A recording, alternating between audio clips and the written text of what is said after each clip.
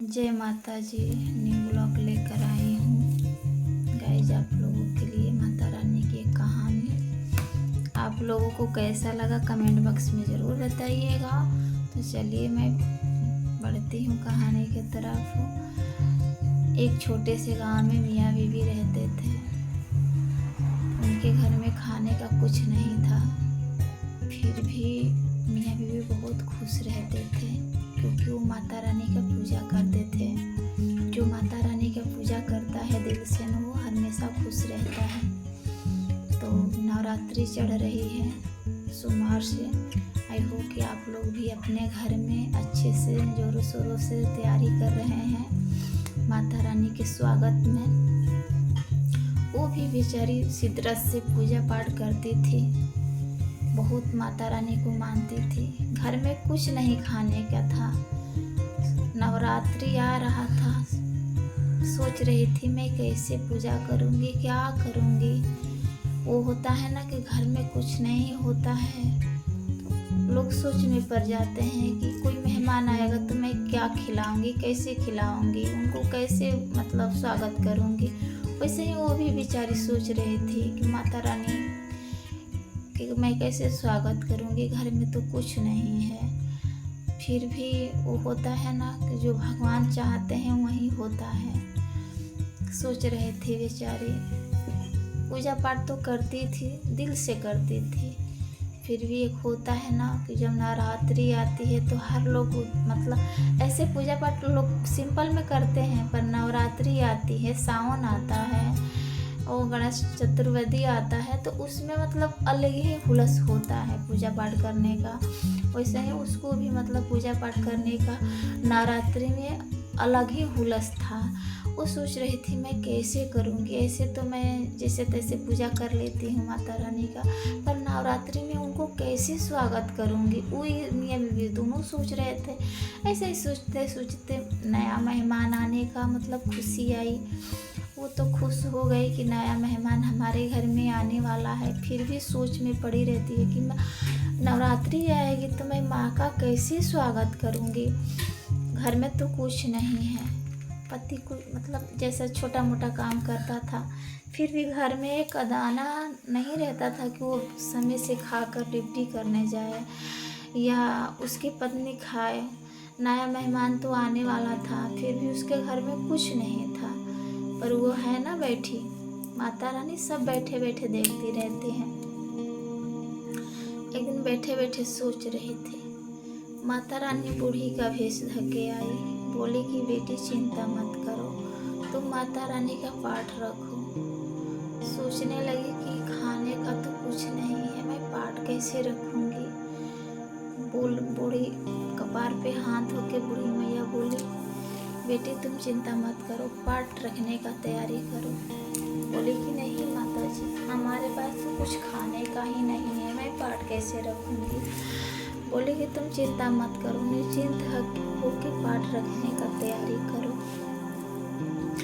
सोचने लगी, बोली कि ठीक है माता जी, आपकी मैं बात मानूंगी, मैया जी के पाठ रखूँगी। जब पहला दिन आया, पाठ उठ गई कुम्हारे के यहाँ। कुम्हार बिना पैसा का कलसा दे दिया, ढकनी दे दिया, लेकर घर आई। फिर जौ का व्यवस्था की, वो भी मिल गया, आसानी से मिल गया। वो होता है ना कि जब माता जी का जिस पे कृपा होता है ना, उस पे तो बाहर ही आ जाता है। सब कुछ इकट्ठा हो गया। वो नवरात्रि की मतलब जो पाठ में जो लगता है वो सब तैयारी कर ली। पाठ रख के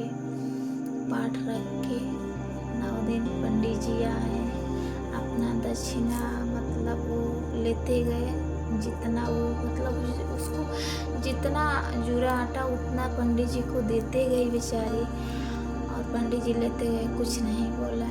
वो होता है ना माता जी के जिस पे कृपा रहता है वो अजर ही अमर रहता है। फिर 10वां दिन आया। 10वां दिन तो कन्या खिलाया जाता है।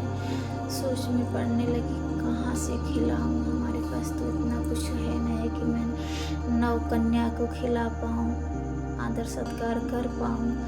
बैठ के मियाँ बीवी सोच रहे थे। उतने में एक आवाज़ आई, बेटी तुम चिंता मत करो, वो भी मतलब बड़ा पार हो जाएगा। बोली आसपास देखने लगी, कोई नहीं दिखा। शाम के समय था, मियाँ बीवी 2 आलू था, उस आलू को उबाल के दोनों मियाँ बीवी खा के सो गए। सुबह में माता रानी की कृपा से पूरी सब्जी, लड्डू, मिठाई जो बनता है वो बनने लगा। सब तैयारी हो गया। मियाँ बीवी अभी दोनों सोए थे। सुबह में उठ के माता रानी को प्रणाम करती है, आँख खोलती है, सोचती है क्या आज खिलाऊंगी। आँख खोलती है तो देखती है सब कुछ बन के तैयारी है पहले से। जाके पति को जगाती है, बोलती है कि ये बताइए कहाँ से लाए हैं, कैसे लाए, आपके पास तो पैसा नहीं था, ये सब कैसे हो गया, कहाँ से लाए, कि कौन बनाया। पति बोल रहा है कि मैं नहीं लाया हूँ। तो कैसे हुआ, दोनों सोचने लगे कैसे हुआ। फिर वहीं बूढ़ी माँ आकर बोलती है, बेटी तुम चिंता मत करो। तो वो बोलती है, माता रानी देखो हमारे घर में मतलब 56 भोग बन के तैयार हो गया है। अब मैं कहाँ से कन्या लाऊं खिलाने के लिए, यहाँ पर तो कोई आने ही नहीं देगा। फिर जाकर बोलती बूढ़ी माँ बोलती है, तुम चिंता मत करो, कन्या भी आ जाएंगी। वहीं 9 माँ कन्या का रूप धार के आती हैं। एक भैरव बाबा आते हैं साथ में भी। खूब प्रेम से बैठ के हाथ गोड़ धोआते हैं, धोआ के अपना प्रसाद ग्रहण करते हैं, कई के और जाने लगते हैं। तो जो चुनरी उड़ाया जाता है वहीं चुनरी छोड़ के और माता रानी वहाँ से चली जाती हैं। तो ऐसे ऐसे माता रानी की कृपा से उसका मतलब पाठ संपन्न हुआ। और हमारा वीडियो कैसा लगा आप लोग कमेंट बॉक्स में ज़रूर बताइएगा। और अच्छा लगे तो लाइक, सब्सक्राइब, कमेंट करना मत भूलिएगा और बेल आइकन दबाना मत भूलिएगा, क्योंकि उससे हम लाइव आएंगे तो आप लोगों को पता चलेगा। बोलिए प्रेम से जय माता जी। और ये एक बात और है, आप लोग माता रानी को मूर्ति को दहवाइए तो अच्छे गंगा जी में ले जाके दवाइए। ऐसे तैसे कोई भी मतलब गंदे नाली में आप लोग ले जाकर मत फेंकिए, हाथ जोड़ के विनती है, क्योंकि माता रानी का भी कष्ट होता है। अगर हमारे बात से